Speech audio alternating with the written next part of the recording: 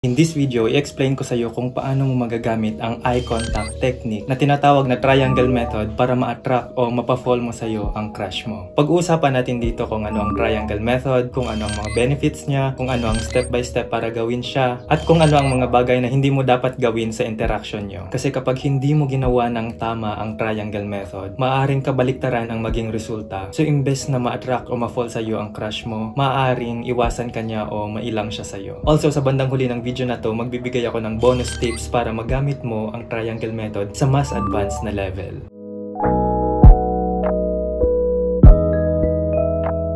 Hi guys, ako si Clifford Balboa and I welcome you dito sa Golden Side of Philippine YouTube Fordcast, kung saan ay pinag-uusapan natin ang tungkol sa love, self-improvement, at saka psychology hacks and anything under the sun. Kaya naman para wala kang ma-miss out, mag-like and mag-subscribe ka na. So simulan natin sa benefits and kung how and why it works. So actually, mas importante tong sasabihin ko kumpara sa actual step-by-step ng triangle method. Kaya naman makinig ka ng mabuti. Ganito kasi yon, may eye contact na part dito sa triangle method. At kahit dito pa lang sa eye contact na part ng triangle method is pwede ka na agad makapag-build ng trust, intimacy, and deep connection with your crush kung tama ang pagkakagawa mo. So guys, may mga studies na naglilink ng kakayahan ng isang tao makipag-eye contact at saka sa kanyang likability. Ibig sabihin, the more na mas magaling kang makipag-eye contact is the more na mas likable ka or the more na mas attractive ka. Also, pag ginamit mo tong triangle method ng tama, it might lead to a kiss. Kasi ang technique na to is magsisignal siya sa crush mo na nakikipag-flirt ka o na ready ka or go ka sa mga ganitong klaseng bagay. Now, proceed tayo sa actual step-by-step method. So, kaya siya tinawag na triangle method kasi sa galaw ng mga mata mo is magagawa ka ng triangle sa mukha ng kausap mo. So, step 1, tingnan mo ang isa niyang mata. Step 2, ililipat mo ang tingin mo galing dito sa mga mata niya papunta dito sa lips niya. And step 3, galing dito sa lips niya, ililipat mo ang paningin mo papunta doon sa kabila niyang mata. So ayan, naka-form ka ng triangle. So ito, magpapakita ko ng example. Take note na pwede tong gamitin kahit babae ka man o lalaki.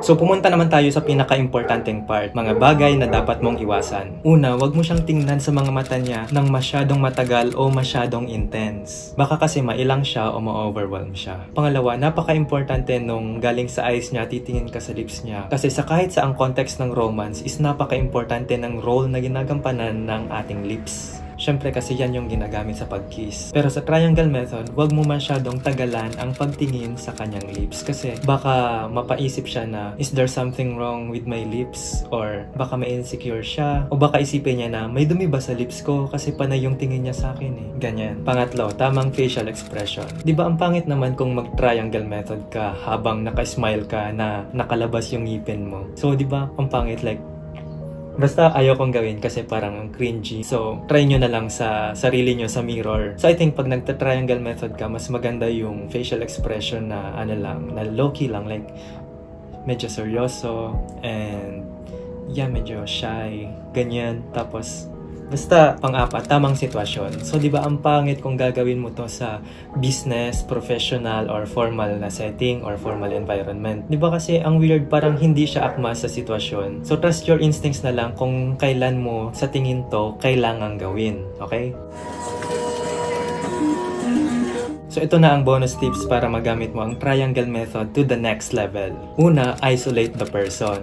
So maghanap ka ng way para kayong dalawa lang yung magkasama. Kasi pinaka-effective yung flirting and seduction pag dalawa lang kayo. Pangalawa, pick the right place. So depende yan sa goal mo. Kung may dati na kayong pinagsamahan ng crush mo and yung goal mo is kiss, syempre hindi dapat sa public. Pero kung ang goal mo is makipag-flirt sa kanya or magbigay ng hint na gusto mo siya o interesado ka sa kanya, pwede, kahit saan pwede mo itong gawin. Pero preferably, mas maganda pag nasa kalmadong environment kayo. Ang pangatlong bonus tip ay set the right atmosphere. So it should be intimate. So para ma-achieve to, kailangan relax kayo pareho. Relaxed in a way na, alam mo yun na parang comfortable kayo sa isa't isa kasi magkasama kayo. Pero alam mo na, parang may something na namamagitan between sa inyong dalawa. Ang tawag dun ay sexual tension. At sa future videos ko, tatalakayin natin yon na paano mag-build ng sexual tension. Kaya mag-subscribe ka na para hindi mo yun ma-miss out. Pero in this video, mag-focus muna tayo sa triangle method. Isa sa mga paraan para ma-achieve mo yung intimate atmosphere is kailangan mong